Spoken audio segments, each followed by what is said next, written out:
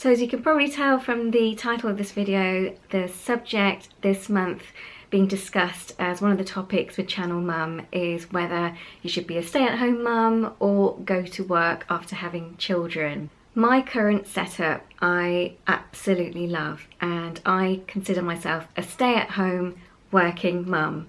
So I love the flexibility that I have in terms of what I'm actually doing. I feel like I'm getting a chance to actually spend some time with my son and also exercise my brain by working part-time from home and just being able to kind of manage around appointments and things, and being able to kind of do this preschool drop-offs and pickups as well as all the house stuff. So I really actually like my current setup. So during maternity leave, I thought about what I wanted to do, whether I wanted to return to work or basically stay at home. And the initial idea was to return to work and see if I could go back on a part-time basis. However, this didn't happen and I was made redundant. So in some ways it was quite scary not being in a job, but I actually think it's worked out for the best, because deep down I knew that I wanted to be a stay-at-home mum for a number of reasons. One was that I had been working in an office for pretty much, I'd say about 18 years, and I just felt like it was time for me to be doing a little bit different, something different, and obviously focusing on my baby and just watching my son grow. So I wasn't really ready to hand him over to any sort of childcare providers. I just felt like I wanted to be there for him.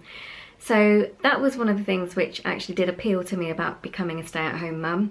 For some women, they do need to go back to work, understandably, because of financial pressures, or they might just want to go back to work because they love their job. And so I really feel like this is a subject which, in my own personal opinion, we shouldn't judge. You know, you have to do what is right for you and your personal circumstances, and there should be no one saying that this is right or this is wrong, because ultimately you have to do what's right for you and your family.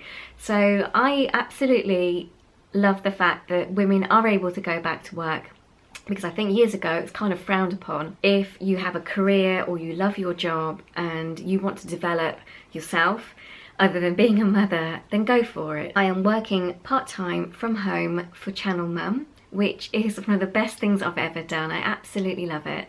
And I also enjoy writing my blog, and all of this has come about because I became a mother.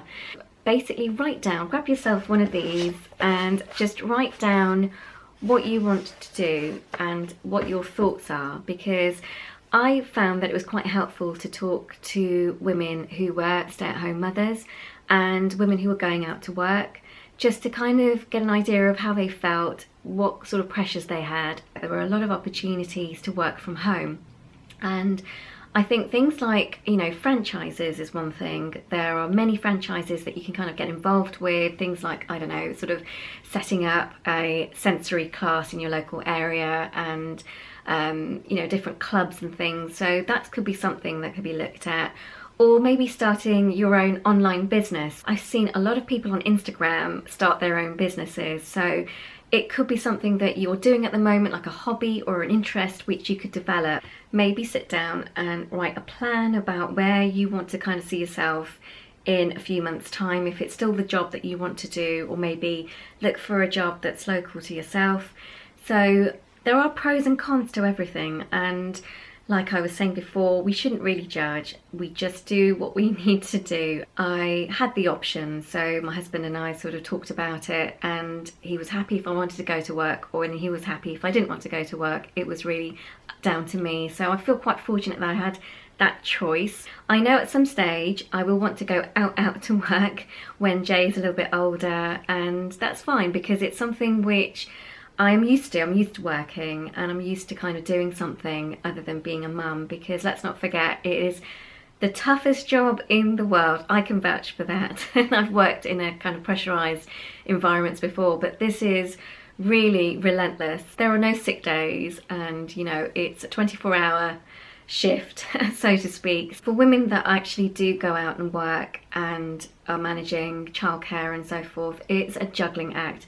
It's a really difficult thing, I think, but if there are women that really want to do this, then we should be encouraging them to be happy with the choices that they've made and to support them, because it's a great thing to be able to develop yourself. I don't think you just stop once you become a mum, because you do still need that time to focus on yourself and work that brain because it's a hard thing being a stay-at-home mum. There are days where it can be very lonely, and you know, you won't have that interaction with adults which you might be used to in a working environment. Everyone is thinking and making decisions, and we should kind of respect that process.